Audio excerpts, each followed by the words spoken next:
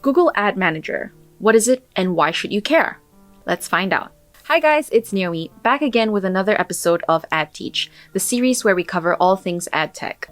Today, we'll be discussing Google Ad Manager, or GAM. Google Ad Manager explained. GAM is the cornerstone publisher monetization platform from Google, and just to be clear, it is separated from Google AdSense. It's best to think of GAM as the older brother of the two, used by larger publishers out there. If you're after a little bit more information on Google AdSense, be sure to check out our video here. GAM allows the management of all of a publisher's advertising. It's where ad campaigns are created, managed, and reviewed, with a suite of performance reporting.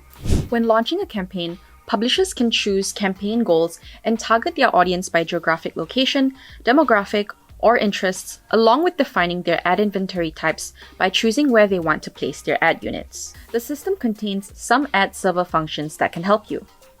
Ad Manager generates a tag for each ad unit, and that tag is inserted onto the websites and apps of publisher partners.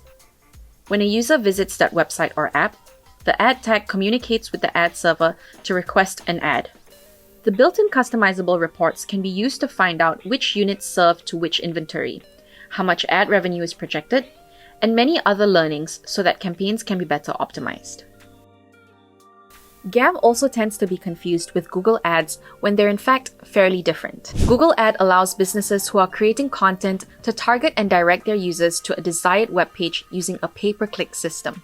Ad Manager, on the other hand, allows publishers to centralize all of their inventory types, such as in mobile apps, websites, videos, or games, to manage a large portion of ad revenue.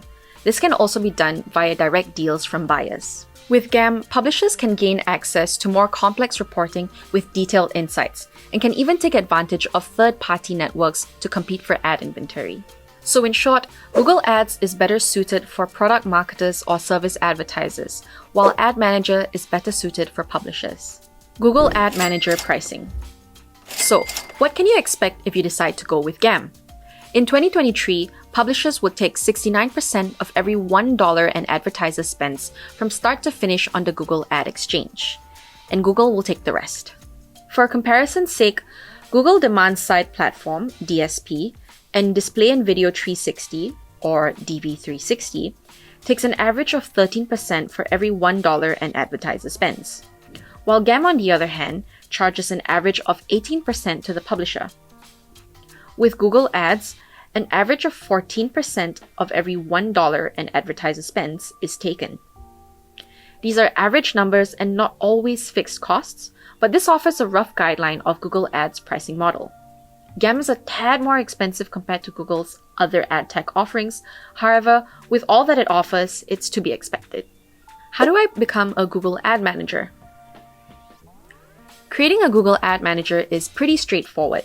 Simply visit the Google Ad Manager account homepage and click Create a Manager Account.